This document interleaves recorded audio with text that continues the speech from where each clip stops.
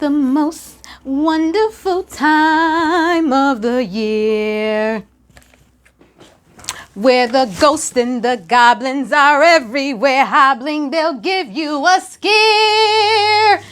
It's the most wonderful time of the year.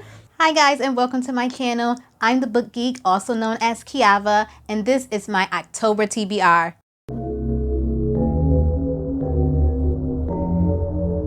So, as you can probably tell from the title of this video, I will be participating in the Black-Oween-Athon and the BlackSFFathon. So I'm going to show you the books that I've chosen to go with some of the prompts for both of those readathons, and also the spooky books I picked out to read separate from either of those readathons. Am I gonna get to all of these books?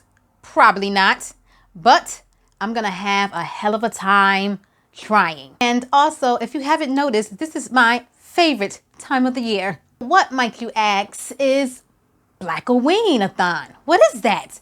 So I'm going to tell you. Black-Oween-Athon was created by Bree over at Loc'D Booktician. I will have her information linked down below. This readathon was created to highlight magical and horror elements in Black literature. Bree does a great job introducing this readathon as an opportunity to read about horror elements written by Black authors. Elements and ideas that are usually written and portrayed by white characters and white authors. This readathon will be going on for the entirety of October. They also have a group book picked out. There is also a recommendations page that someone created to give you ideas of books to read in case you're struggling to find a certain book for a certain prompt. Also, if you are going to be joining in on this readathon, they ask that you do use the hashtag Black-Oween-Athon.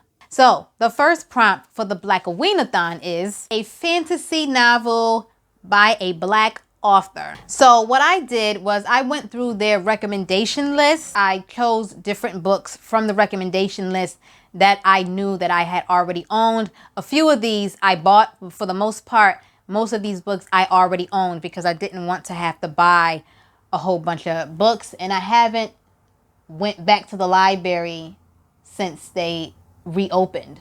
So I just been buying my books. I haven't gone back to the library to borrow any books. But anyway, the book that I chose as a fantasy novel by a Black author is Beloved by Toni Morrison. In this story, we have a woman who is being haunted by the ghost of her baby. The next prompt is to read a book by a Black, trans, queer, or non-binary author.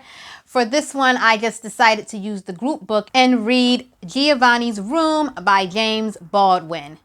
James Baldwin was an openly gay man. I'm not exactly sure what this story is about. It says here on the back that this story is going to delve into the mystery of loving and create a moving, highly controversial story of death and passion that revels the unspoken complexities of the human heart. So we shall see. The next prompt is to read a book that features Black mermaids or sirens. And for that one, I'm going to go with The Jumbies. I started this book with my son, but then he ended up taking full control of the book and decided to go on and read it without me. So I'm going to restart it from the beginning for this particular readathon. The next prompt is to read a mystery book by a Black author. So I decided to go with When No One Is Watching by Alyssa Cole. This one says it's Rare Window meets Get Out. It's supposed to be dealing with the horrors of gentrification in a more sinister way. This woman lives in this neighborhood and all of her neighbors are disappearing. And I don't want to know anything else. The next prompt is to read a historical fiction book by a Black author. And so I decided to go with The Color Purple by Alice Walker. This book is going to explore so many different things. In this story, we are going to follow a character named Celie throughout her life, and we're going to see the tough things that she had to deal with, including abuse and racism and love. It's been on my TBR card forever. Now is as good a time as any to finally pick this book up. The next prompt is to read a thriller by a Black author, and I just combined my mystery book, When No One Is Watching, for this prompt as well. So this book will match the mystery and thriller prompt. Then we have a book that discusses intersectionality by a Black author. So unfortunately, I'm not able to participate in all of these prompts because that would just be too unrealistic for me. But for this prompt, I had originally picked out All Boys Aren't Blue. If I can get through some of the other ones that I desperately want to read, then I will go ahead and add this one. So we are going to put this one in TBR video because this one is a maybe for this prompt. The next prompt is to read a book that includes a Black witch. So for this one, I chose Akata Witch by Nnedi Okorafor. So in this book, our main character, Sunny, looks a little different than everyone else. She's albino and she's starting to feel like she doesn't fit in anywhere. But then she discovers something amazing about herself, and that she possesses these amazing powers. As soon as she's starting to feel like she finally belongs someplace, she is asked by the magical authorities to help track down a criminal who also knows magic. This cover is stunning, by the way. The next prompt is to read Giovanni's Room by James Baldwin, which I'm going to attempt.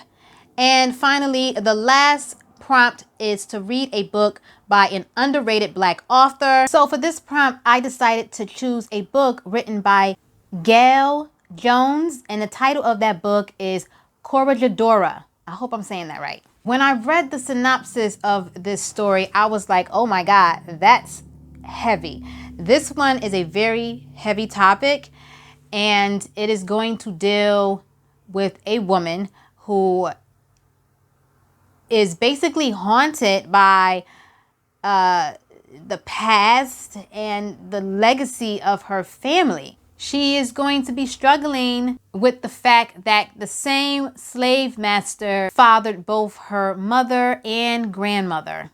Gail Jones is an underrated author for me because I have never heard of her before. You can combine prompts in this readathon. Also, please read books from other areas of the world. You don't only have to read from Black American authors. There's also a bingo board available for this readathon. Now let's talk about the BlackSFFathon.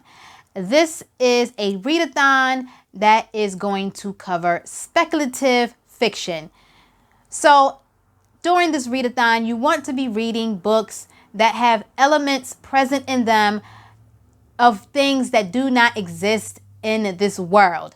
And you can find those sort of elements in sci-fi books, fantasy books, horror books. This readathon takes place from October 18th to October 31st. There is also a bingo board available for this readathon, which will be linked down below.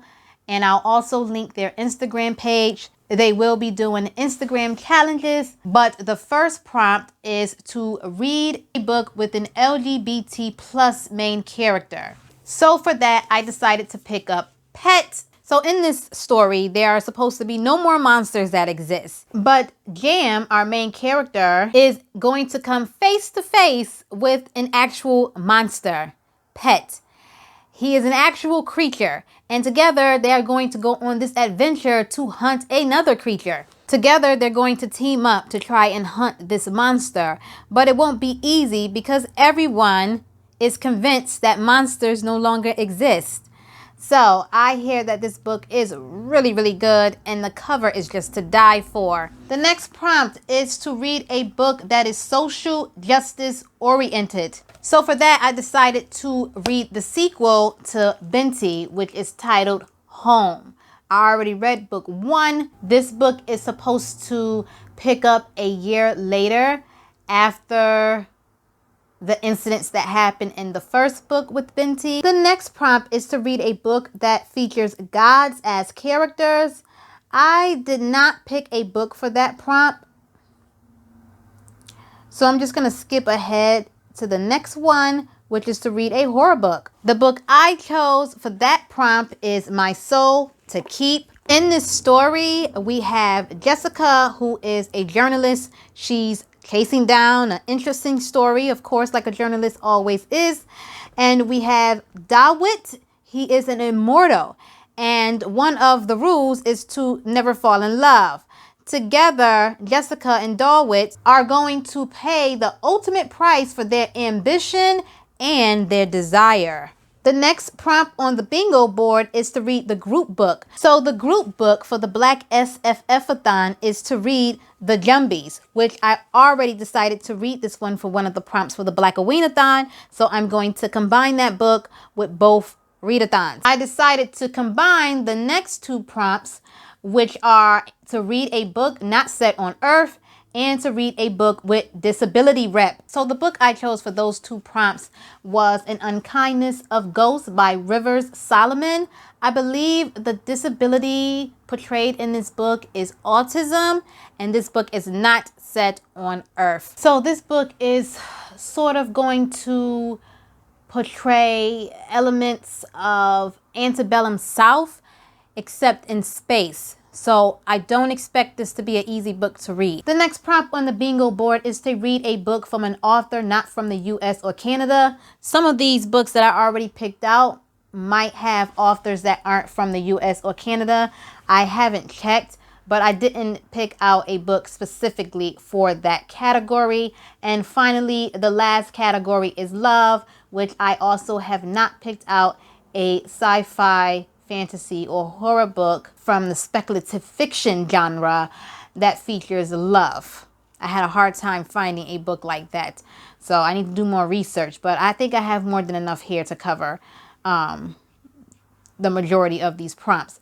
But those are all the prompts for this readathon. Now, on to the spooky books that I decided to read for the month of October. Originally, the plan was to read all horror books for the month of October, but when I heard about Black-Oween and BlackSFFathon, I did want to also participate in those as well. So I'm still doing my horror reads for the month, which means I will not be spending my monthly TBR this month. So I pulled out a lot of my shortest horror books because I can get through the short books quicker. The book that I just started today, the first book up on the list, is The Mist by Stephen King. If you saw my Stephen King video that I posted the other day, then you already heard the explanation of this book. If you live on this planet, you already know what this book is about.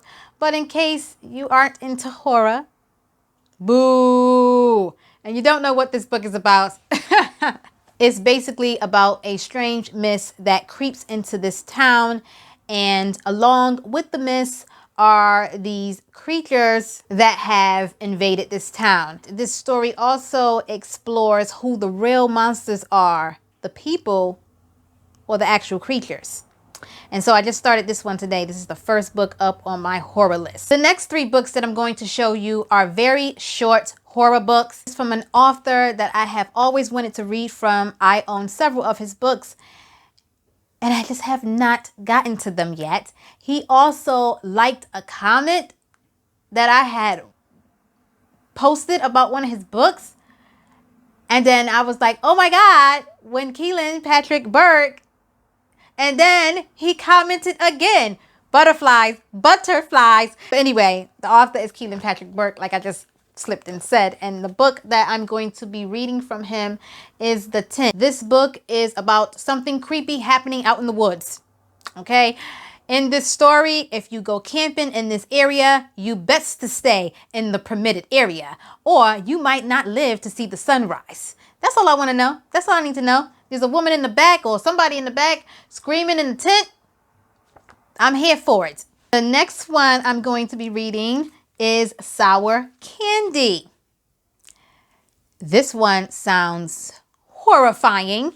So we have what people assume is a father and a son, and they do all the things that a father and son do, but people are concerned that maybe this father is being too lenient and not disciplining his child. But in actuality, the person who people assume is the father of this child is actually a prisoner, and up until just a few weeks ago, he had never even seen this child before. And the last book from Keelan Patrick Burke that I want to read is Blanky. In this story, a husband and wife have experienced the death of a child, and one night the father hears a strange noise emerging from the child's vacant room, and he sees the child's blanket there that they affectionately called Blanky. But that is strange because the child was buried with that blankie. So, creepy. Yes. I also really want to read I'm Thinking of Ending Things because I want to watch the Netflix movie as one of my 31 Days of Halloween scary movies. All I know about this one is that I think it's more psychological horror. The woman is going away with the man to visit his family. I guess he's going to introduce his girlfriend to his family, and she is thinking about ending the relationship, but I think things are going to go horribly wrong. Things are going to go awry. Something creepy is going to happen. I don't know what this book is about really, and that is surprising because I've managed to avoid all the spoilers for this book, which I'm so glad because I don't want to know much going into it. I want to be surprised, and especially want to be surprised when I watch the movie. But yeah, that's all I really know about this. This one I'm not sure if I'm going to get to. First of all, I'm not sure if I'm going to get to any of these. But that book is Survive the Night. I have had this book for so long, and I just went through my shelves and was trying to pull out different little horror books that weren't that long. And I was like, oh my God, I forgot all about this freaking book. So basically in this story, there are a group of friends that are trying to survive in the subway tunnels. I guess they went to a party down in the tunnels. Somebody's mutilated body popped up. Somebody popped up dead. And now they are racing through these tunnels trying to survive the night. Yeah, that's all I really know about this one. I also pulled out Bird Box by Josh Malerman. Of course, I've seen this movie already, but I have not read the book. And most people know what this book is about because we watch the movies. There is something crazy happening outdoors. If you look at this thing, it's like an invisible monster. If you look at this thing, it sort of takes control of you and makes you kill yourself. So people are walking around with blindfolds on to avoid coming into contact with these creatures that can kill them. If I can get through this book, I might rewatch the movie and then do a comparison video. Maybe. We'll see what I have time for. I also need to finish reading Frankenstein. So what better time of the year to finish reading this book than right now? So I started this book back in May and I haven't picked it up since. So I need to finish reading it. I'm still in the beginning of Frankenstein. And this was a book that I was supposed to read in September, but I did not manage to get to this one, and that is Children of the Dark. So it is rolling over into October. Thank you for watching my very messy October TBR. If you want to participate in either the Black-Oween-Athon or the BlackSFFathon, all the information will be linked down below. Let me know some horror books that you plan on reading this month. Don't forget to like and subscribe. Hit the bell for notifications so you know each time I post a video. And I will see you guys in my next one. Bye.